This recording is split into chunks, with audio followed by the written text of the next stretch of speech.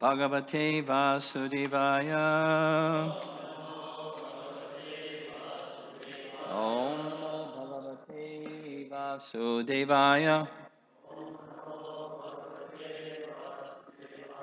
Om Namo Bhagavate Vasudevaya.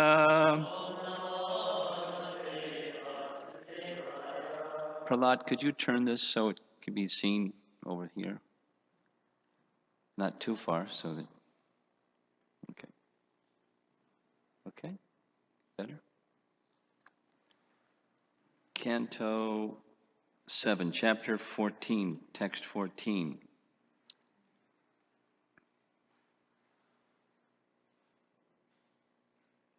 Siddhayagya Vishishtartai Kalpayed Vritim Atmanaha Sheshe Svatvam Trajan Pragyaha Hadavim Mahatam Iyat Siddhayagya Vishishtartai Kalpayed Vritim Atmanaha Sheshe Svatvam Tyajan Pragyaha Padavim Mahatam Iyat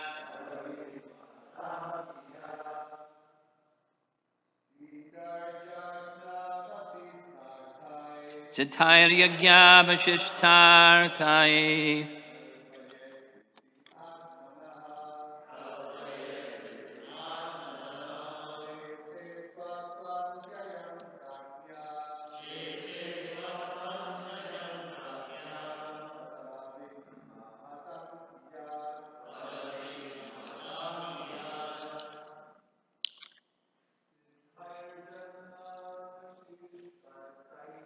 Siddhayagya Vishishtartai Kalpayed Vritim Atmanaha Sheshe Svatvam Tyajan Pragyaha Padavim Mahatam Iyat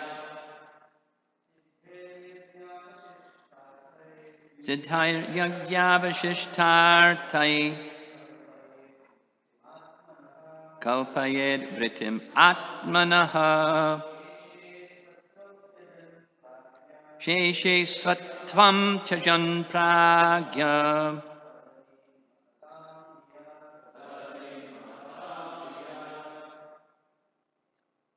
Ladies? Siddhayagya Vishishtartai Kalpayed Vritim Atmanaha Sheshe Svatvam Tyajan Pragya Avim Mahatam Iyat Siddhayagya Vishishtartai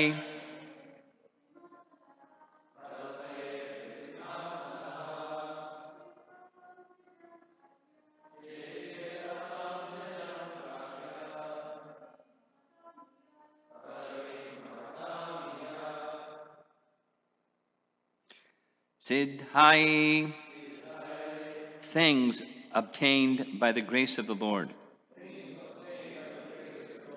Yagya avashishta artai, things obtained after a sacrifice is offered to the Lord, or after the recommended Pancha Suna Yagya is performed. Kalpayet, one should consider. Vrittim, the means of livelihood. Atmanaha, for the self. She, at the end.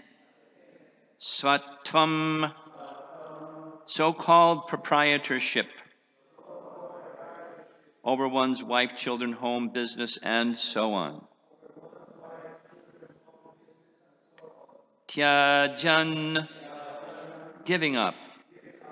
Pragyaha, those who are wise. Padavim, the position. Mahatam, of the great personalities who are satisfied in spiritual consciousness. Idyat, should achieve. Translation, an intelligent person should be satisfied with eating prasad, food offered to the Lord, or with performing the 5 different kinds of yajna called pancha suna. By such activities, one can give up attachment for the body and so-called proprietorship with reference to the body. When one is able to do this, he is firmly fixed in the position of a Mahatma. Purport, Srila Prabhupada.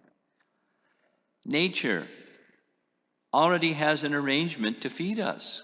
By the order of the Supreme Personality of Godhead, there's an arrangement for eatables for every living entity within the 8,400,000 forms of life. Eko bahunam yo vidhati kaman. Every living entity has to eat something. And in fact, the necessities for his life have already been provided by the Supreme Personality of Godhead. The Lord has provided food for both the elephant and the ant. All living entities are living at the cost of the Supreme Lord, and therefore, one who is intelligent should not work very hard for material comforts. Rather, one should save his energy for advancing in Krishna consciousness. All created things in the sky, in the air, on land, and in the sea belong to the Supreme Personality of Godhead, and everyone is being provided with food. Therefore, one should not be very much anxious about economic development and unnecessarily waste time and energy with the risk of falling down in the cycle of birth and death.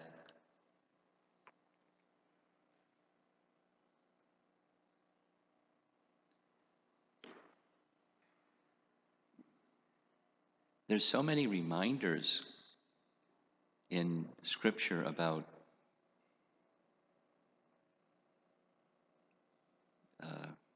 from so many different angles about the purpose of life is to realize, human life is to realize our true spiritual identity, and a mega obstacle for that is attachment to the false egoistic conception of the body as the self and all the things that extend from the body as mine, I and mine.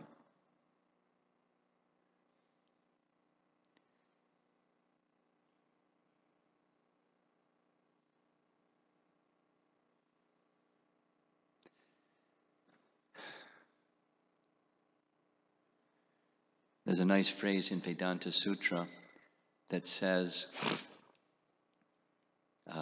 spiritual practice is to be repeated again and again. Within spiritual practice, there's enormous potency, just like so many references in Nectar of Devotion that are not exaggeration. If one does this, then just like Rath Yatra, just see Lord Jagannath passing and stand and appreciate. Such a person becomes qualified to become a four-armed resident of Vaikuntha. So Rath Yatra passes and someone's munching on this and a drinking of that, and with his smoking that, and with his boyfriend, girlfriend, and they stand and, oh, isn't this nice? And four-armed resident of Vaikuntha. Then they munch again and drink again and smoke again and do again. So it very quickly covered, instantly covered.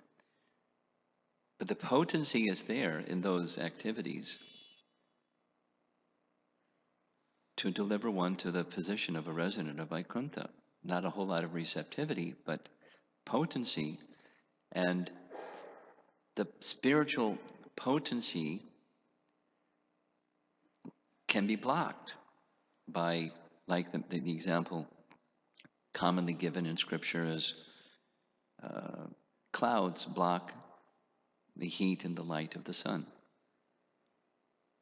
So the sun doesn't become diminished, but our experience of the heat and the light of the sun becomes diminished by clouds.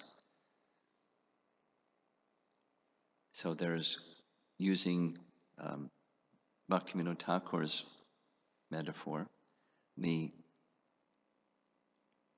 mist of ignorance and the clouds of offense block spiritual potency. And for that reason, Scripture says spiritual practice is to be done again and again. So it's, on the one hand, there's potency that's superlative. On the other hand, there's a blocking power of ignorance and offense. For that reason, spiritual practice needs to be done again and again. It's directly stated in Vedanta Sutra. So we hear these messages again and again, and again and again. And in the Chandogya Upanishad, Shvetaketu says it 9 times. Tattvamasi, Tattvamasi, Tattvamasi, Tattvamasi. Okay, I get it, Tattvamasi. But why do you have to say it 9 times? And even 9 times isn't enough. And how many times does Prabhupada say, you're not the body, and the message here? It's needed again and again because the coverings are very thick and our attachment to those coverings is very strong. We're holding on very tightly to our source of misery. It's sad. It's stupid. It's something we all do. The conditioned soul has such tendency, and therefore again and again. So sometimes some devotees say, why that again and again? I've heard that. Let's go on to something else. But the again and again is needed because the block is there, and our affinity for asat is there. And therefore, the Vedas give instruction again and again in different approaches. Just last night, I met one young man who's been coming to the temple a few times. And his one question was, why so many religions? And my answer was, modes of nature. It's actually, there's just one thing. There's one Supreme Lord and loving devotional service unto Him. But modes of nature and affinity for becoming enjoyers of the products of material nature by engaging in fruitive activity is very, very strong. And so it's very colorful. Just like the 3 primary colors mixed make so many colors. The variety of religion is there because of the mix of the modes of nature and the affinity of living entity to be enjoyer of mind, based upon the misconception of me, forgetfulness of the soul. So this chapter is ideal family life, and I just want to focus on a few words from the verse first.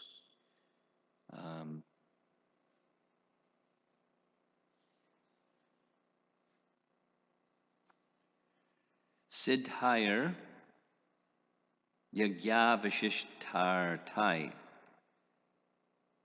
Now, in the purport in the word for word, and then in the purport, this Pancha Suna Yagya is mentioned. It's not in the Sanskrit of the verse. The Sanskrit of the verse mentions Yagya Avashishta artai. What does arta mean? Arta means, commonly it means economic development. Arta literally means something that's wanted, and anarta is something unwanted. Arta is something wanted. So what do people want? They want economic development. Why do they want economic development? For sense gratification. That's why they want economic development. And so why do they take up yajna? Why do they take up dharma? To get arta, so they can get kama. Boom, boom, boom. Then there's the unregulated people that don't do dharma, but they also want economic development and sense gratification. They just miss the dharma part.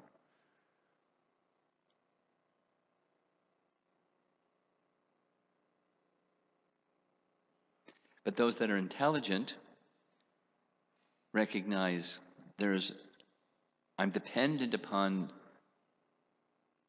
something. Let's just take food. We're dependent upon rain. Well, man produces grain and edibles and vegetables, which then the animals eat, and I can eat the animal, but I can't do that without the thing that's produced from the land. But I need rain. And if there isn't rain, this is Vedic. If there isn't rain, no production. So how do you get rain? Perform sacrifice. So you get rain. So you get production from the land. So you get edibles. So you can survive. Dharma. It's pragmatic for people that want to enjoy their senses. Then those that follow that principle of dharma, there's grihastas in particular. In the world, there's quite a few grihastas, very few brahmacharis and sannyasis, and anyway, vanaprastha, that's practically an extinct species. So, grihastha is abundant. Now, a dharmic grihastha must perform these pancha suna yajna. I'm going to make a few references. What's that? Pancha suna yajna. It's mentioned in Bhagavad Gita, chapter 3, text 12. Chapter 3 is dealing, this little section, text 12 is dealing with yajna. Krishna goes through the discussion with Arjuna about bondage to work. So as soon as you do some work, there's bondage to your work. But if you perform sacrifice, you can become free from bondage to your work. So yajna appears, and that text 10 is, yajna means you sacrifice to Vishnu, and by performing the sacrifice to Vishnu, all desirable things will come. And then the next verse says that the devas, they benefit, the living entity benefits. So it's a perfect system. Vishnu's system. Vishnu is the bhokta, but then there's devas, then they're offered things in the sacrifice process. The living entities receive rainfall and other necessities of life. So it's like, it's a good system, a dharma system, where there's synergy and harmony. You neglect dharma and it's chaos. But if you abide by dharma, there's harmony. And then comes this text 12, which says, in charge of the various necessities of life, the demigods, being satisfied by the performance of yajna, sacrifice, will supply all necessities to you. So it's a business deal. You do the yajna, you get necessities. And in the purport, Prabhupada mentions this. He doesn't call it pancha suna yajna, he calls it pancha maha yajna, where he says,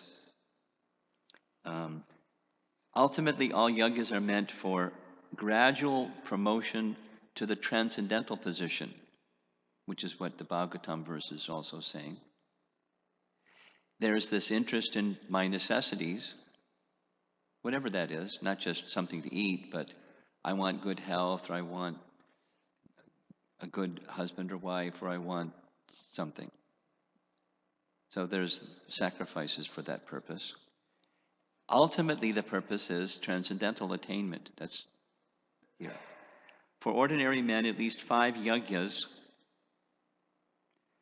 known as Pancha Mahayajna, are necessary.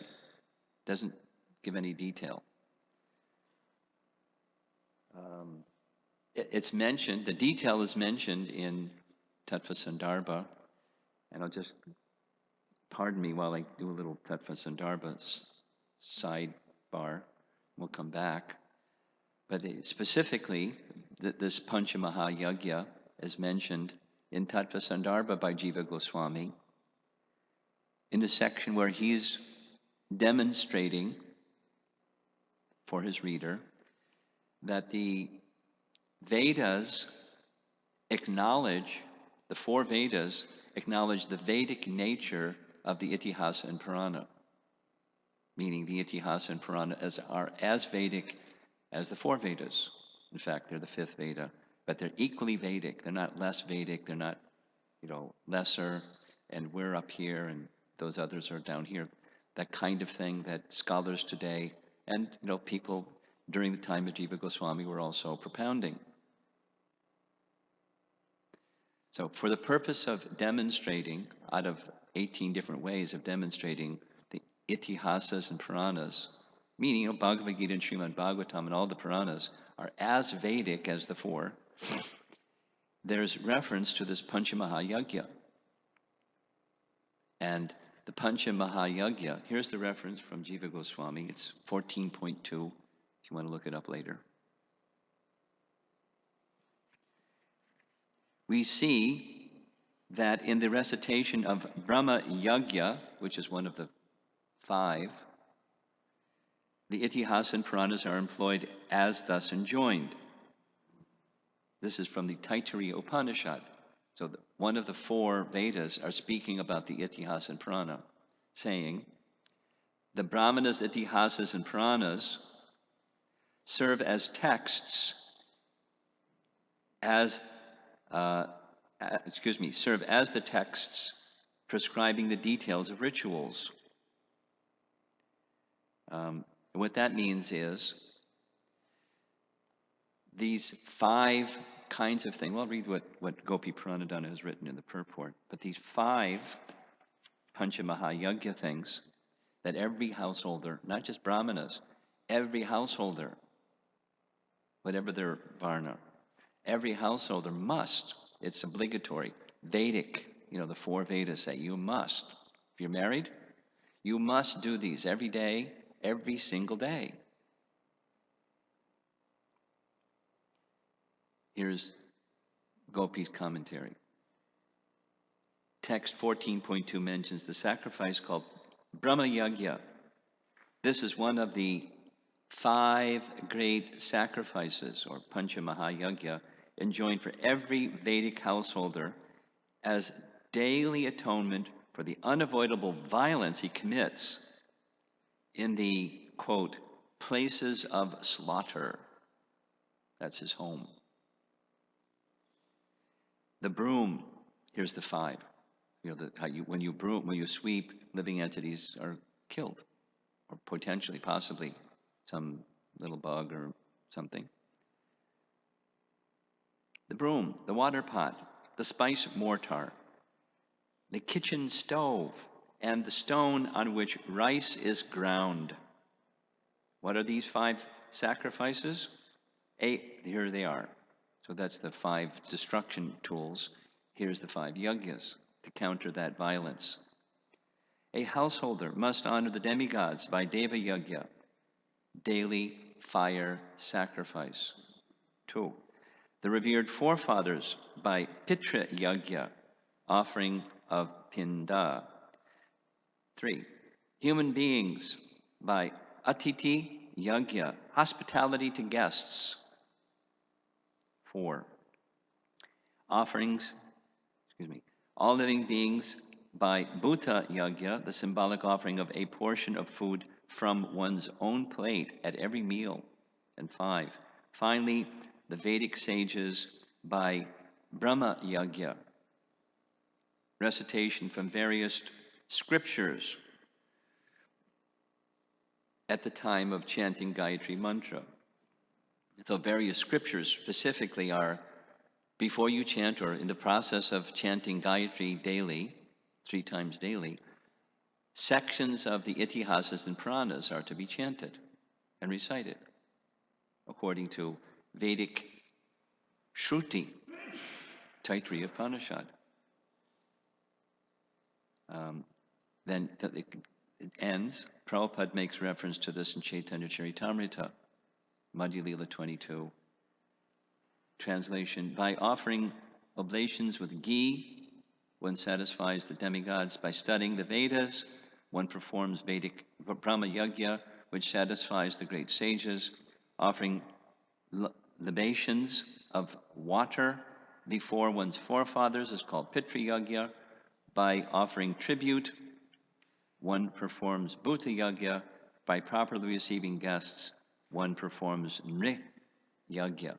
There's the 5. So it's informational, but there's a transcendental purpose that's being conveyed in this verse.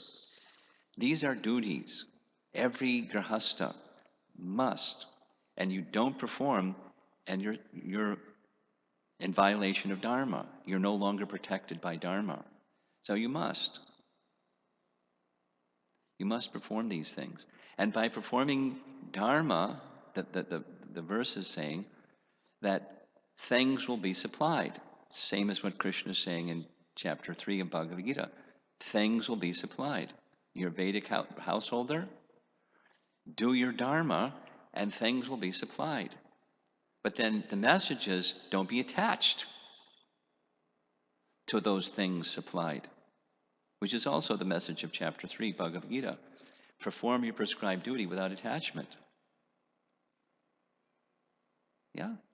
Karma neva nikaraste ma paleshu kadachana. Ma means not paleshu. Don't be attached to the pala, the fruit. Perform your duty without attachment. That's what same is. So it's more expanded here in the Bhagavatam, where the instruction is to householders, perform these things. That's the first line of this morning's verse. Siddhayar yagya avashishta artai, things obtained after a sacrifice is offered. Siddhayar yagyeshwarar artai kalpayad vritim atmanaha. Kalpayad, one should consider. Vritim, means of livelihood. Atmanaha, for the self. Sheshe swatvam tyajan. You get all those things and don't be attached to be the enjoyer of those things. Don't be that kind of householder, or you do Dharma for the purpose of gaining things. No. Sakama,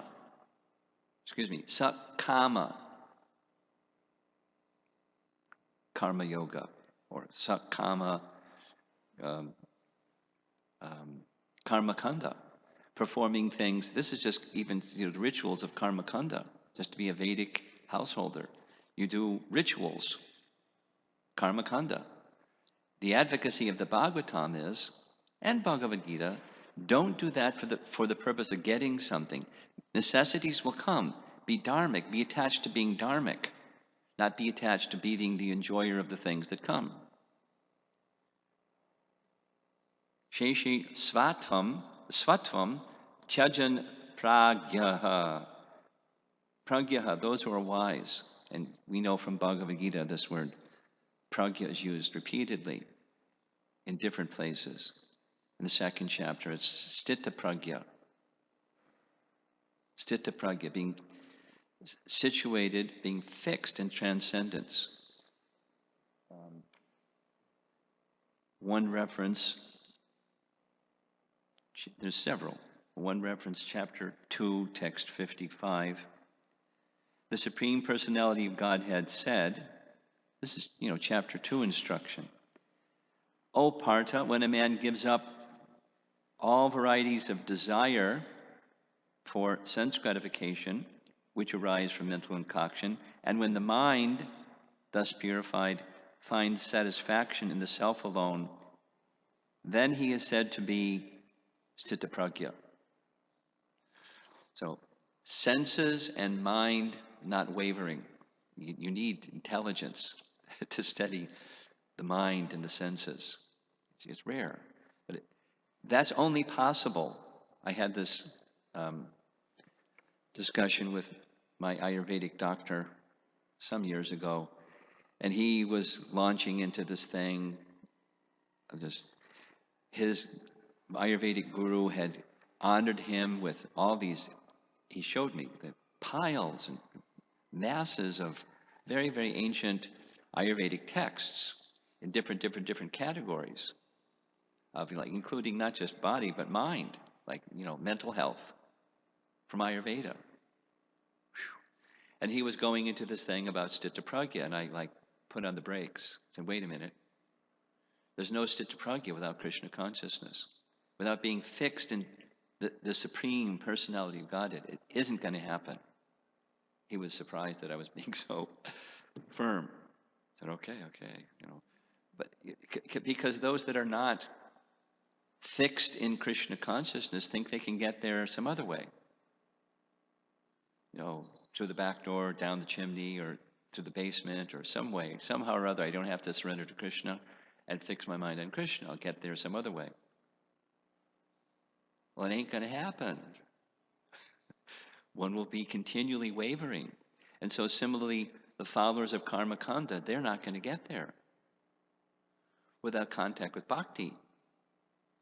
And so the message of Bhakti is there even in the third chapter of Bhagavad Gita, second chapter of Bhagavad Gita, and third chapter and throughout.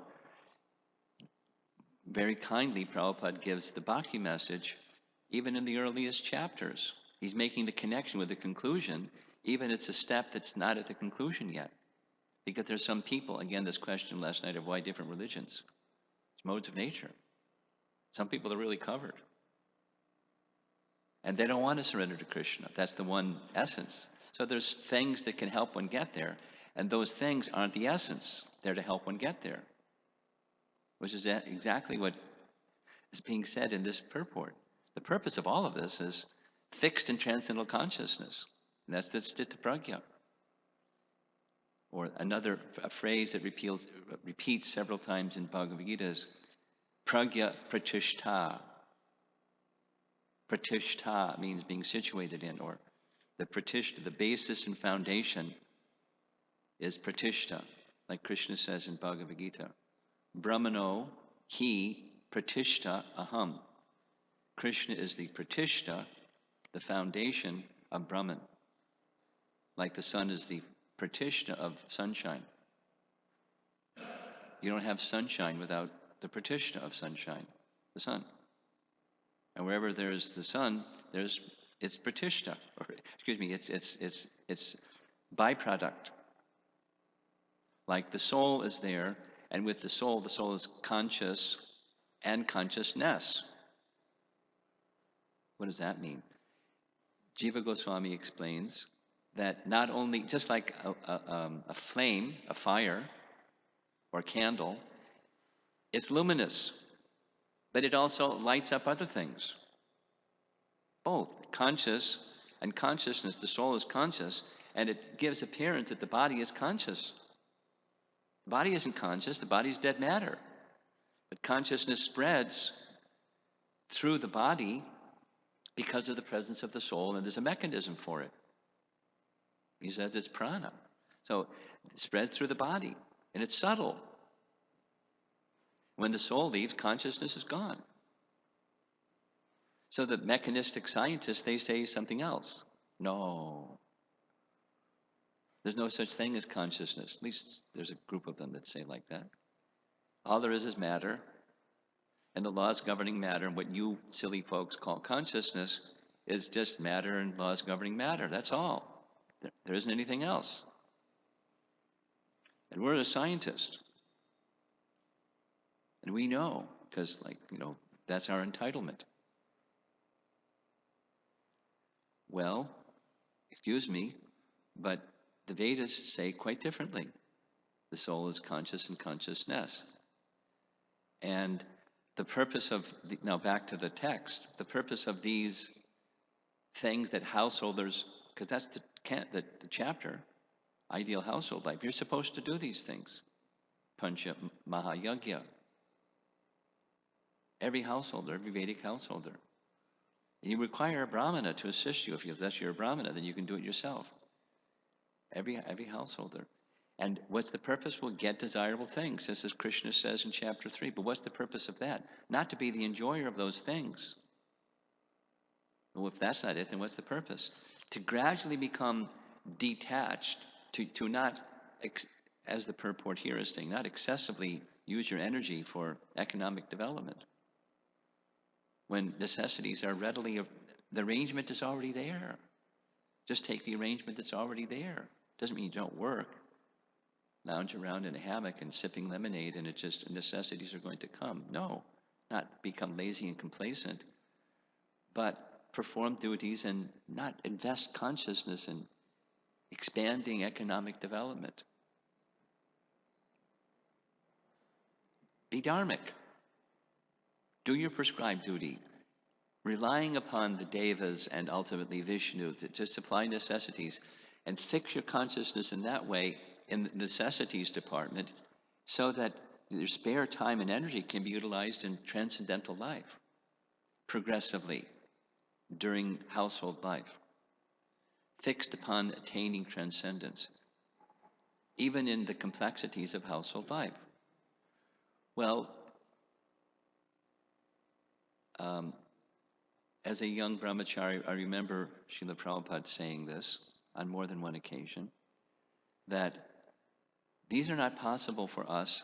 The way that he said it specifically on 2 occasions was, if we didn't have the mercy of Chaitanya Mahaprabhu and this process of Sankirtan Yajna, then the way that Prabhupada said it was, a householder getting out of bed, they wouldn't even be able to do anything because their whole day would be filled up with doing all these duties that householders have to do. And the day's over. You wouldn't have anything done. That's the way he described it. So many duties that a Vedic householder must do. So ours is, he called it the blacksmith method. Then he explained, blacksmith. There's the goldsmith and the blacksmith. And the goldsmith has a piece of gold, and he has a little hammer, and he goes tap, tap, tap. Tap, tap, tap. Tap, tap, tap. And the blacksmith takes the metal, puts it into the fire, puts it on the anvil, takes the big hammer, and one stroke, thud, everything is finished. That's how he described it. Ours is the blacksmith method. Just this one thing.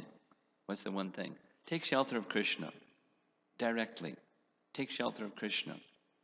And whatever your shortcomings are and distractions are and tendencies are, and just continue, cultivate that one thing. Practice it, Maha Mantra, again and again. Within every name of Krishna, all of Krishna's potencies are there. We have to chant again and again because we have all these mists of ignorance and clouds of anarthas covering us. So we chant again and again. And again and again. And that one is the blacksmith method that takes care of the so many. The purpose of the so many is those that don't want to surrender to Krishna. They want their necessities. They want, it starts with sakama. They want to be the enjoyer of those necessities. And then gradually through purification, nishkam. They do it because it's dharmic. They do it because it's to be done. And then they can focus their consciousness more on transcendence. And then by good fortune, they may come in contact with a Hare Krishna devotee or someone that's carrying Prabhupada's books, and they can understand, oh, I just need devotional service. Doesn't mean they stop being ideal householders, but they don't need to do all those yagyas. They need to do Harinam Sankirtan, yagya, and then propagate it. Engage other householders and for the means that these other yagyas are performed, to provide the rain and whatever else one needs. Whatever else one requires. And then Krishna's commitment is, whatever you require, I'll supply. Whatever you have, I'll maintain. Just do this one thing. So that requires faith, to do one thing. And by this is Chaitanya Mahaprabhu's definition of what faith is. Shraddha Shabde Vishvas Kahe Sudridha Nishchaya Krishna Bhakti. Just do this one thing and all other desirable things will come. The materialist is get money. So whatever gets money, get money. Because money will get you the desirable things. It's not true, but that's their faith.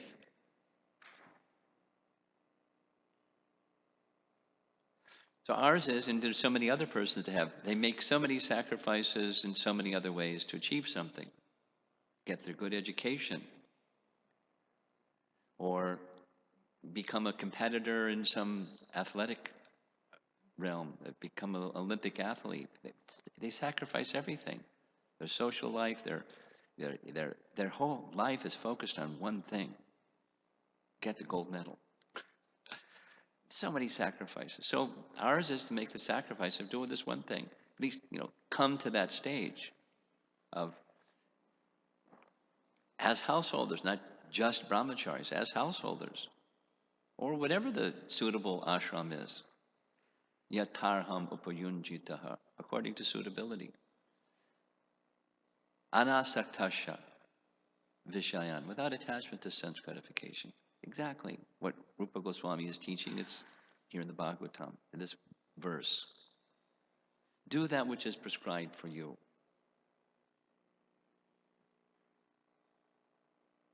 Without attachment. So we'll finish. Sheshe svatvam tajan pragya padavim mahatam iyat. Having attained that position, mahatam, one becomes a Mahatma. Iyat. That's the teaching, how to become a Mahatma. Well, this Bhagavad Gita makes it really short and simple. Mahatmanastamam parta daivim prakritam ashata. Daivim prakritam. There's those that, so for those that aren't ready for the Daivim Prakritam program, they have this other program. And if they don't want this other program, then, they're just struggling very hard with the material energy, trying for economic development and building an empire.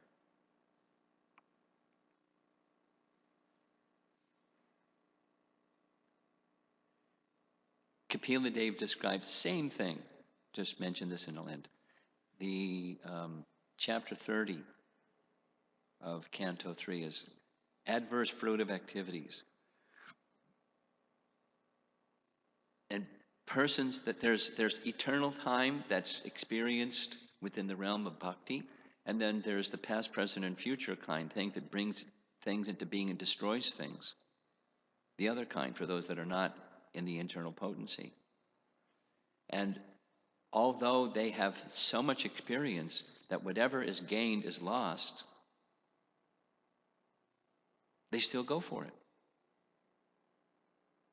They're deluded by Maya, the happiness of chasing after mirage in a desert. The happiness never happens, but they're stubborn obstinacy. Sometimes Prabhupada would say, dog stubborn.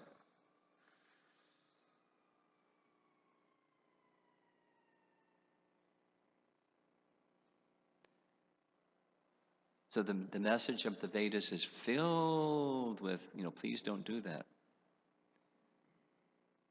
Let go of that thirst for the temporary, trying to be the enjoyer of a mirage, of simply illusion.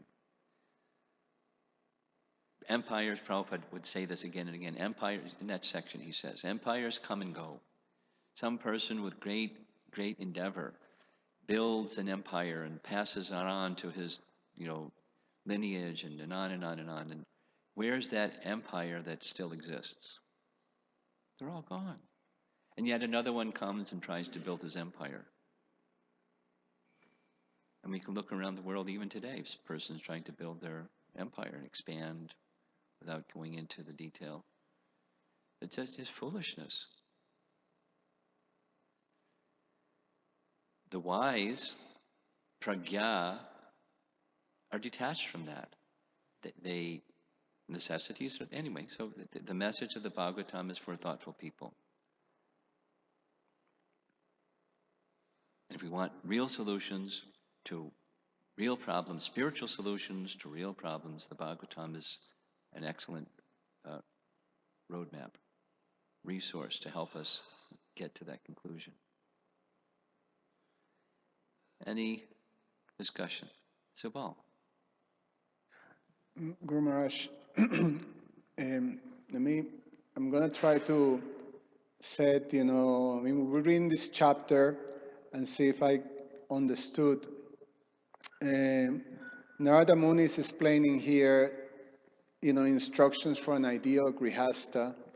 And basically, through the process to following these instructions, one become a Mahatma.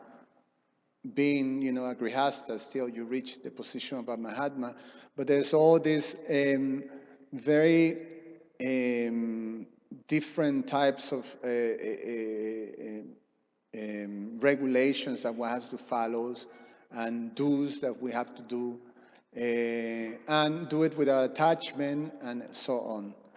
And then you explain also that there's the blacksmith method.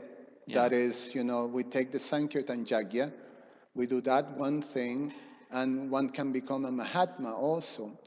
So I'm thinking that there's so many compromises that this modern life brings to religiosity, to be a religious grihasta in these modern times. I specifically thinking of things like dairy.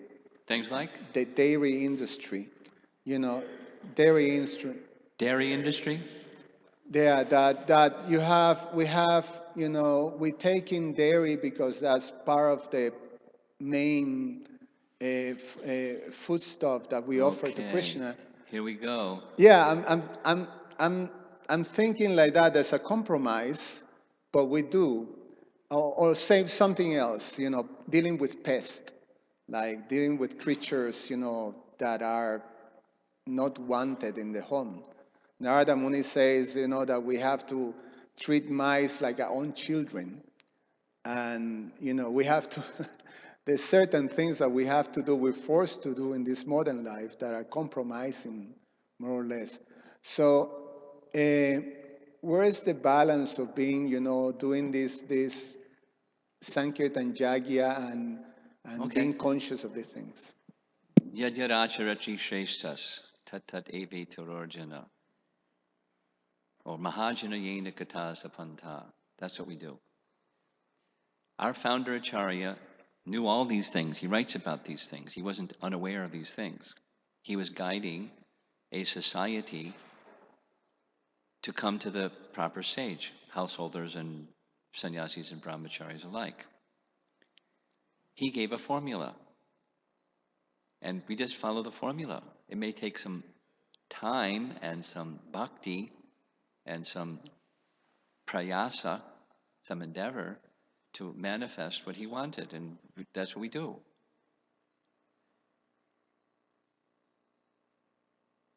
with all these things. I'll just, because you mentioned two, I'll mention two. Prabhupada was well aware of the dairy industry. He gave us a formula. We offer to the deity and we take milk.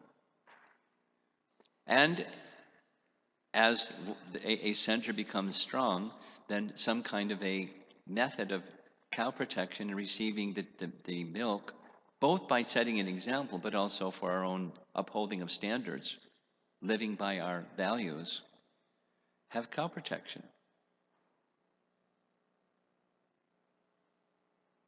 So that should be a goal for us. Now, somebody else amongst our assembly may say, well, before we get there, I want to, do something differently. I'm perfectly contented just becoming a follower of our founder Acharya. But if somebody else wants to do something differently, no problem. For example, during the Labor Day weekend, there will be a retreat in Gitanagari on the topic of Varnashram, exploring Varnashram, that's the heading. And 4 of the presenters, what they want to talk about is going from where we are to where we want to be in practical steps. Tukaram is going to be one of the presenters, and anybody that knows Tukaram knows this is like, it's one of his banners that he waves all the time.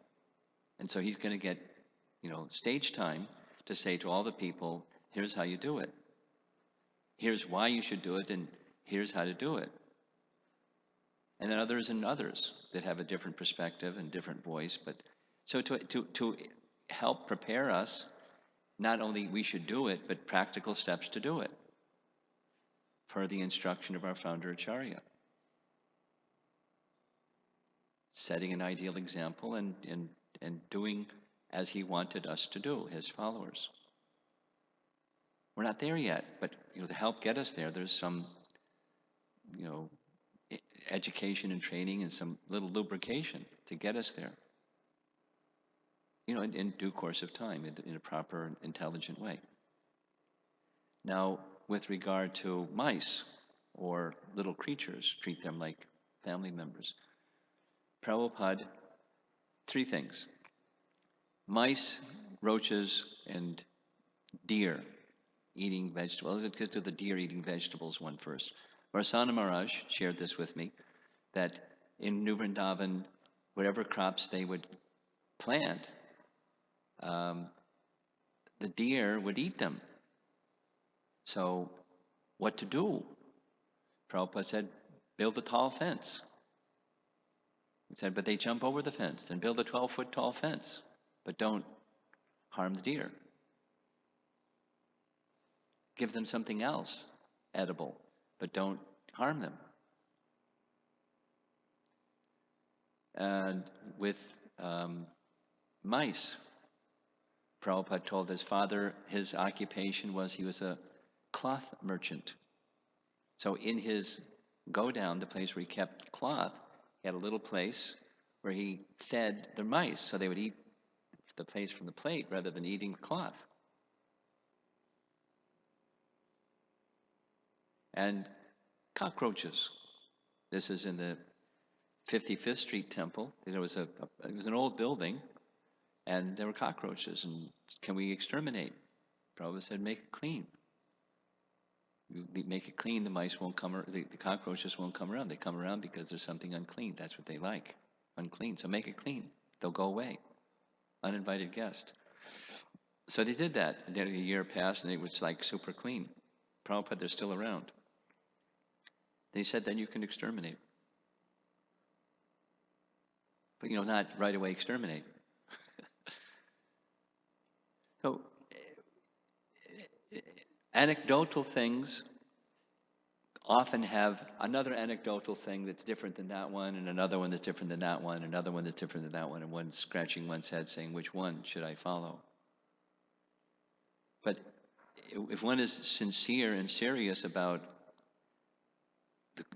pursuing the answer to the question you asked, then make a sufficiently broad survey of what our founder Acharya instructed and follow that.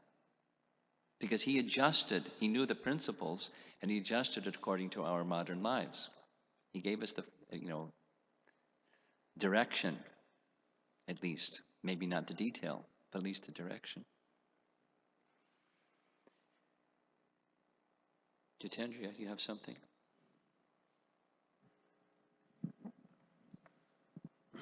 Would it be safe to say that our program would be the exact opposite of Donald Trump's program? The exact opposite of? Donald Trump's program? Whose program? Donald Trump?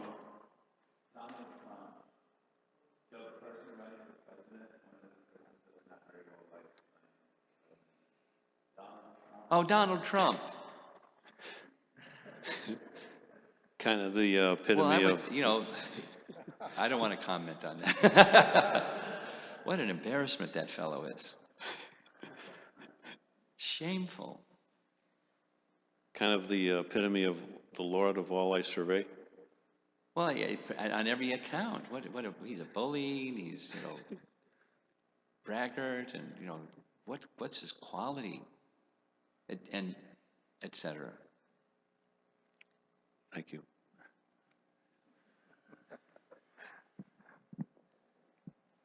There may be a lot more people that show up at the polls to vote, just to vote against him, because he's running for a candidate.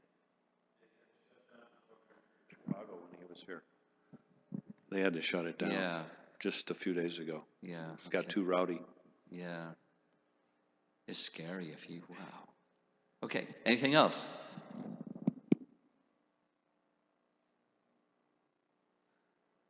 Okay, we're done. Thank you very much. Huh? Krishnarshan, you have something? Okay.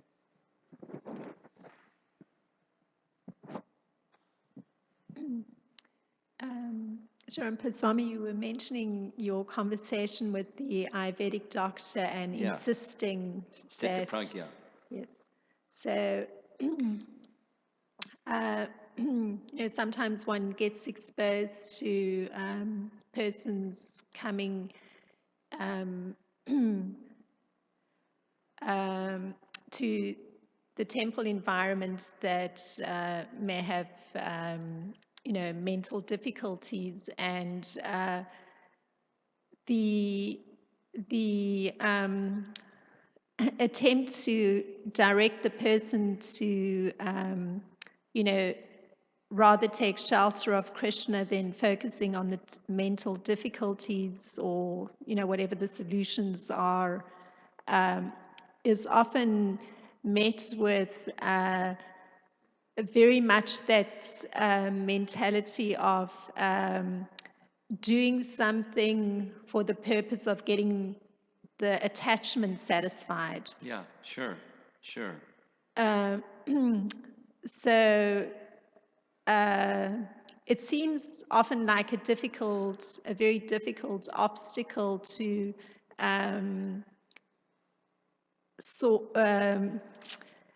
encourage the person to change the focus. Change the culture? Focus. Focus. Mm-hmm. Focus. Okay. Because there's the attachment, the need to fulfill that, Yeah. but at the same time, some idea that maybe here that same attachment will be fulfilled, but there's mental difficulties. So often it's like difficult to redirect a person. Yeah. So you're making a comment. So in some sense, I perhaps am wanting to know,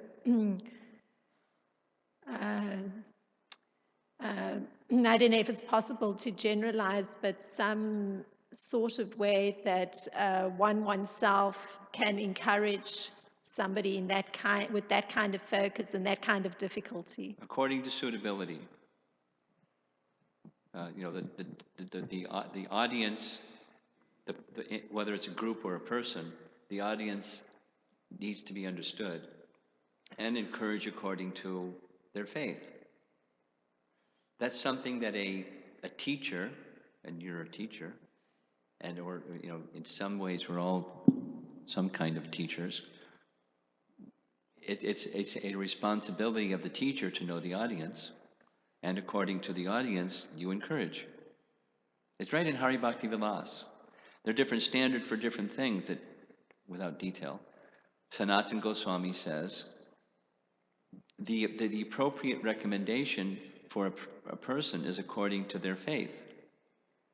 So you need to know what their faith is, or conversely, their attachments are, and encourage them to come support and encourage to take another step according to their position.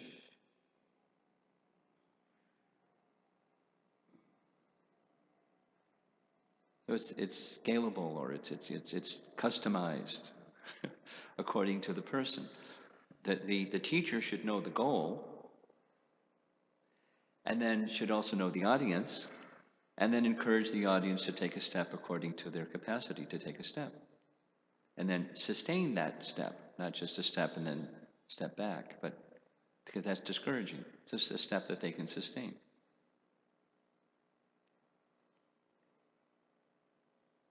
Does that address your question? Okay. Thank you very much. Srila Prabhupada ki.